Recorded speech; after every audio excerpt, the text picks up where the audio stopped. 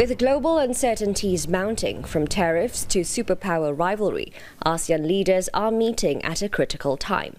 Malaysia, this year's chair, is hosting the summit in Kuala Lumpur, and geoeconomics is expected to take centre stage.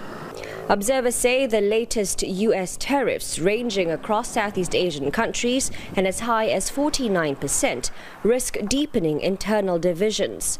That's why a coordinated response and a renewed push for deeper integration and economic resilience is now high on the agenda.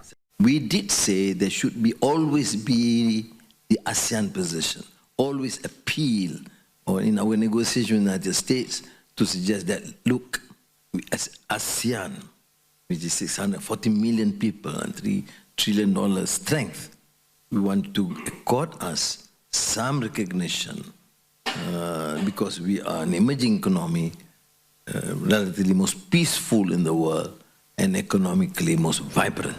This year's theme of inclusivity and sustainability reflects Malaysia's vision of a more cohesive and forward-looking ASEAN. As chairman, Malaysia needs to make sure that all voices are heard within ASEAN. Of course, every individual country is negotiating individually, but there needs to be a collective position for net benefit that ASEAN could achieve. That's one.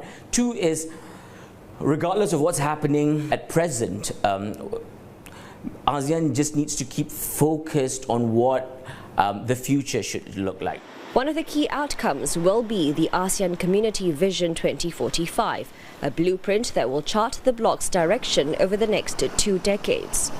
Leaders will also advance a new digital economy framework alongside commitments on energy, connectivity and regional security. Observers say there may be modest progress on long-standing challenges, including maritime tensions in the South China Sea and the Myanmar crisis.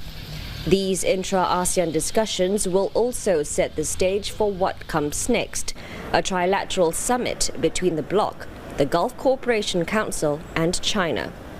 Gulf leaders and Chinese Premier Li Qiang are expected to attend, and the meeting could mark the emergence of a new strategic triangle.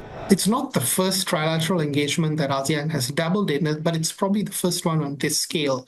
And the thinking behind this, I think, is to seek diversification and greater regional cooperation to reduce the dependence on any one major power. The calculation behind the ideas here is probably that the future global order is a multipolar one, and ASEAN will need to explore greater engagements with other blocs and to do so more creatively.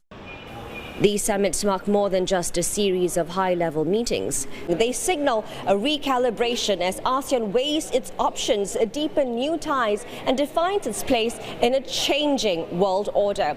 The choices made here could shape the region's future for the years to come. Afifah, Ariffin, CNA, Kuala Lumpur.